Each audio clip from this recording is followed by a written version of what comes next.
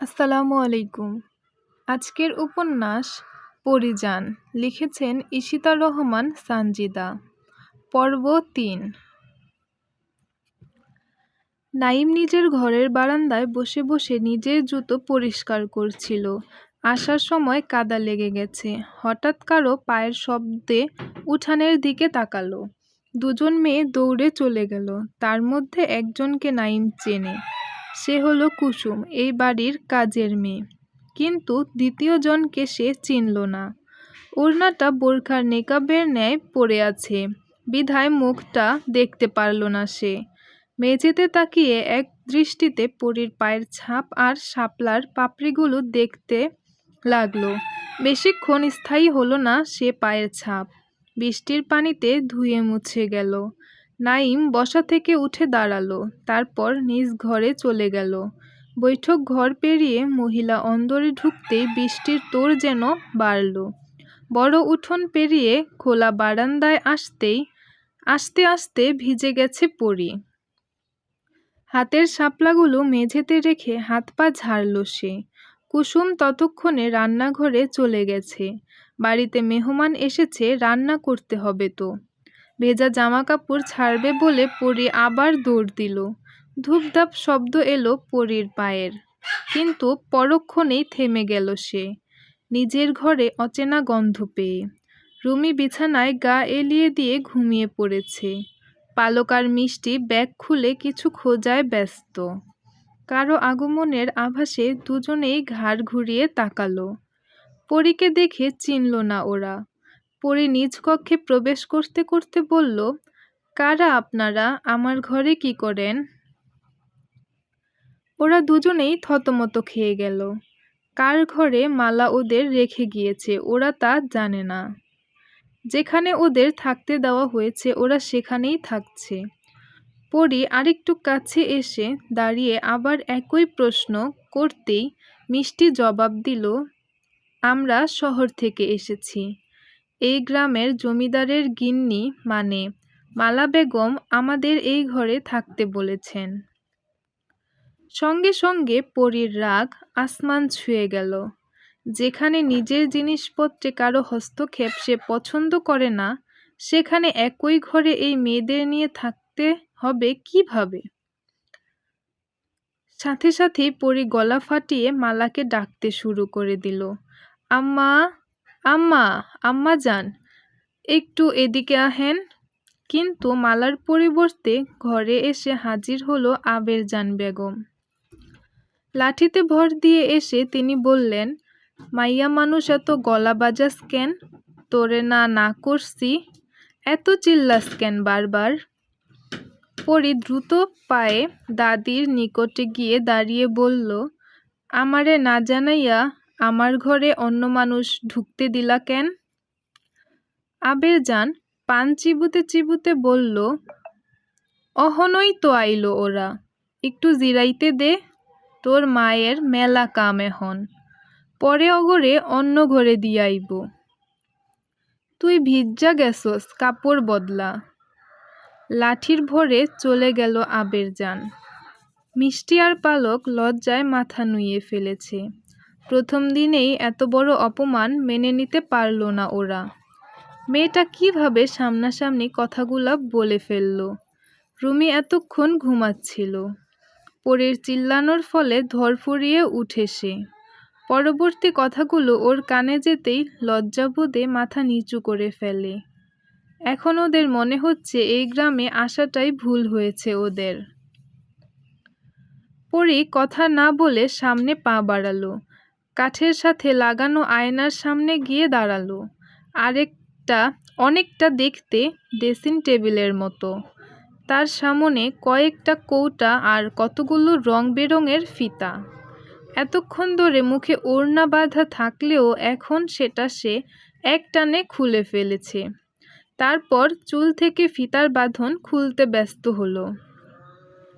মিষ্টি আর পালক চোখ তুলে পর্যন্ত তাকাতে পারল না, কিন্তু রুমির ধাক্কায় সেদিকে দুজনে তাকালো। রাগ জড়ানো কণ্ঠে পালক বলল, কি হয়েছে, ধাক্কা দিচ্ছিস কেন? রুমি হাঁ করে সামনের দিকে চোখ রেখে বলে উঠল, হ্যাঁ রে, এটা কি মেয়ে নাকি কোনো মোমের পুতুল? একটু কি ছুঁয়ে দেখব?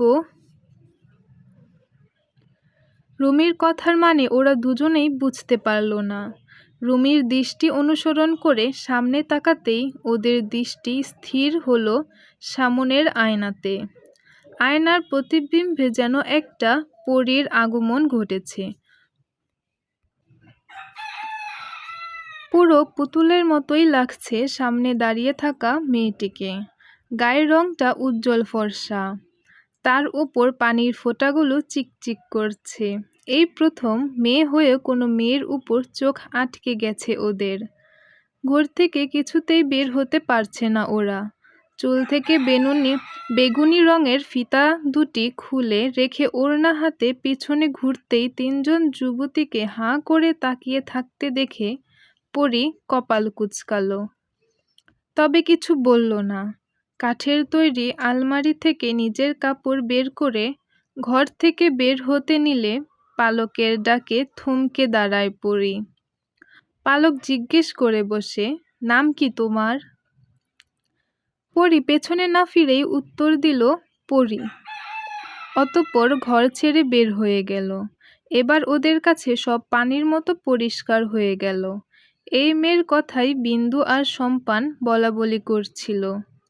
বিন্দুকে সাথে করে নিয়েই ওরা শাপলা বিলে আসে, কিন্তু তার আগেই লতিফ আর দেলোয়ার ওদের পথ রোধ করে দাঁড়ায়। কিছুতেই ওদের এদিক দিয়ে যেতে দিবে না ওরা। সম্পানের অনেক অনুরোধে ও লতিফের মন গলল না, কারণ জমিদার কন্যা পরীর কড়া হুকুম, সে থাকাকালীন শাপলা বিলে কোনো পুরুষের আগমন ঘটতে পারবে না। শাপলা বিলে সাঁতার কাটার জন্য কথাটা পরী বলেছিল, কিন্তু তবুও তার সাঁতার কাটা হলো না। শেষে বিন্দু পরীর নৌকায় গিয়ে ফিসফিসিয়ে শলা পরামর্শ করে অনুমতি নিল। তারপর সম্পান নৌকা নিয়ে অনায়াসে শাপলা বিলে বৈঠা ফেলল। পালক ভেবেছিল জমিদার কন্যা না জানি কেমন হবে, কিন্তু সামনাসামনি দেখল এ তো একটা পুচকে মেয়ে, বয়স 14 কি 15 হবে। এই মেয়ের রূপের যেমন তেজ তেমনি মেজাজেরও ঝাঁজ, সব মিলিয়ে আগুন বলা যায়। মিষ্টি বড় একটা দম ফেলে বলল, এই মেয়ে নাকি বিছুটি পাতা, এভাবে কেউ কারো সাথে কথা বলে? শহর থেকে এসেছি, মেহমানই তো ওদের, সেজন্য এভাবে কথা বলবে? তবে মিষ্টির কথা কেউ কানে তুলল না। রুমি চোখ কচলে বলল, এত সুন্দর মেয়ে আমি এই প্রথম দেখলাম। হবেই তো, দেখলি না এই পরীর মা কত সুন্দর। যৌবনকালে ওই মহিলারও তার মেয়ের মতো রূপ ছিল, মায়ের মতোই হয়েছে মেয়েটা। পালকের কথায় রুমি খাট থেকে নেমে এসে ওকে জড়িয়ে ধরে বলল, ছেলে হলে এই মেয়েটাকে এক্ষুনি বিয়ে করে ফেলতাম। হাসল পালক, তোর মতো সাধারণ মেডিকেল স্টুডেন্টের কাছে জমিদার তার মেয়ের বিয়ে দিত বুঝি? জমিদার রাজকুমার রাজা হওয়ার একটা সুবিধা আছে জানিস, রাজ্যের সবচেয়ে সুন্দরী রমণী তাদের জন্য বরাদ্দ থাকে। পালক আর রুমির দুষ্টুমি পছন্দ হলো না মিষ্টির। মেয়েটার নাম মিষ্টি, কিন্তু কথায় ঝাল মেশানো থাকে সব সময়। মূল কথা হলো পরীর সৌন্দর্য ওর পছন্দ হয়নি। ওরাও সুন্দর, ফর্সা, গায়ের রং, কিন্তু পরীর মতো অত নয়। দুপুরে খাওয়ার ডাক পড়তেই সবাই একসাথে খেয়ে নিল, কিন্তু খাওয়ার সময় ওরা পরীকে দেখতে পেল না। ছেলেদের আগে খেতে দেওয়া হলো এবং মেয়েদের পরে। খাওয়া শেষ করে কিছুক্ষণ বিশ্রাম নিয়ে বের হলো ওরা। ঘাটে ওদের জন্য নৌকা বাঁধাই আছে। ব্যাগপত্র নিয়ে দ্রুত নৌকায় চেপে বসে সবাই। এখন ওরা গ্রামের আশ্রয় কেন্দ্রে যাবে, যেখানে শতাধিক মানুষ আছে, অর্ধেকের বেশি অসুস্থ। সেখান থেকে ওরা জমিদারের বাগান বাড়িতে যাবে। সেটিও বর্তমানে আশ্রয়কেন্দ্রে পরিণত করেছে আফতাব। নৌকায় বসে পালক আর রুমি ফিসফিস করে কথা বলছে আর হাসছে। ওদের কাণ্ড দেখে নাঈম জিজ্ঞেস করলো, কি রে, তোরা নিজেদের মধ্যে কি বলছিস? আমাদের কেউ বল শুনি। শেখর তাতে তাল মিলিয়ে বলল, বোধহয় বিয়ের পর হানিমুন বাচ্চা কাচ্চার প্ল্যান করছে। বলতে বলতে হাসল শেখর। পালক শেখরের বাহুতে ধাক্কা দিয়ে বলল, জি না মশাই, আমরা জমিদারের মেয়ে পরীর কথা বলছি। জানিস, মেয়েটি দেখতে খুব সুন্দর, একদম পুতুলের মতো। নাম পরী, আর দেখতেও পরীর থেকে কম নয়। আমি কখনো রাজকন্যা দেখিনি, কিন্তু রাজকন্যারা বোধহয় এই পরীর মতোই দেখতে। কৌতূহল হয়ে পালকের কথা শুনতে লাগলো শেখর, নাঈম আর আসিফ। তবে পুরোপুরি হয়তো কথাটা বিশ্বাস হলো না ওদের। আসিফ ব্যঙ্গাত্মক সুরে বলল, ফাজলামো করছিস? গ্রামের এরকম নোংরা পরিবেশে এত সুন্দর মেয়ে? ধমকে উঠল রুমি। চুপ থাক, একটা মেয়ে কখনোই আরেকটা মেয়ের রূপের বর্ণনা দেয় না বা দিতে চায় না, কিন্তু আমি না দিয়েও পারছি না। আসলেই মেয়েটা খুব সুন্দর। নাঈম ওদের সবার দিকে তাকিয়ে বলল, তাহলে তো দেখতেই হচ্ছে মেয়েটাকে, দেখি কেমন সুন্দর। তা দেখবি কিভাবে? অন্দরমহলে তো পুরুষ ঢুকতে দেওয়া হয় না। রুমের দিকে তাকিয়ে কপাল কুঁচকালো নাঈম। সত্যিই তো, তাহলে কি পরীকে দেখা হবে না?